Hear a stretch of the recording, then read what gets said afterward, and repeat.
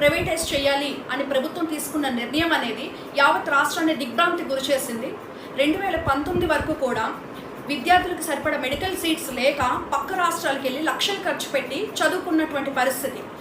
2019లో జగన్మోహన్ రెడ్డి గారు అధికారంలోకి వచ్చిన తర్వాత ఒకే నోటిఫికేషన్ ద్వారా 17 మెడికల్ కాలేజీలు తీసుకొచ్చారు.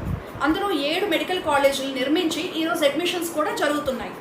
మరి చంద్రబాబు నాయుడు గారు అధికారంలోకి వచ్చిన తర్వాత ఈ 10 మెడికల్ కాలేజీలని పీపీపీ ద్వారా ప్రైవేట్ వ్యక్తులకి అప్పగించి ఒక పెద్ద కుట్రకి శ్రీకారం చుట్టారు. జగన్మోహన్ రెడ్డి గారు 5 ఏళ్ల పాలనలో 7 మెడికల్ కాలేజీలు నిర్మించగలిగినప్పుడు చంద్రబాబు నాయుడు గారు అధికారంలో ఉండి కేంద్రంతో భాగస్వాములుగా ఉండి కూడా మరి కనీసం ఒక 5 మెడికల్ కాలేజీలైనా నిర్మిస్తాము అనే భరోసా ఎందుకు ఇవ్వలేకపోతున్నారు? ఈ 14 నెలల్లో సుమారు 2 లక్షల కోట్ల అప్పులు తీసుకొచ్చారు కదా, మరి ఎందుకు మెడికల్ కాలేజీలు కట్టడానికి ప్రభుత్వం ముందుకు రావటం లేదు? అంటే మీరు తీసుకున్నటువంటి ఈ ఒక్క నిర్ణయం అనేది మీ సొంత ప్రయోజనాల కోసమా లేక ప్రజల ప్రయోజనాల కోసమా అన్న దానిపైన చంద్రబాబు నాయుడు గారు సమాధానం చెప్పాలి.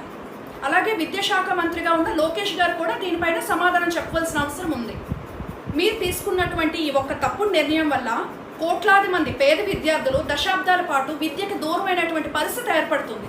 అలాగే అనారోగ్యంతో ఉన్నటువంటి పేద ప్రజలు లక్షలు ఖర్చు చేయలేక అనారోగ్య బారిన పడి ప్రాణాలు కోల్పోయినటువంటి పరిస్థితి ఏర్పడుతుంది.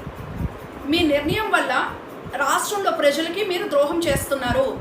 ఈ ఒక్క నిర్ణయం వల్ల రాష్ట్ర ప్రజలు ఎంతగానో నష్టపోయే పరిస్థితి ఏర్పడుతుంది. దయచేసి మీరు తీసుకున్నటువంటి నిర్ణయం అనేది తక్షణం ఉపసంహరించుకోవాలని రాష్ట్ర ప్రజల తరఫున అలాగే వైఎస్ఆర్ కాంగ్రెస్ పార్టీ తరఫున మేము గట్టిగా డిమాండ్ చేస్తాము.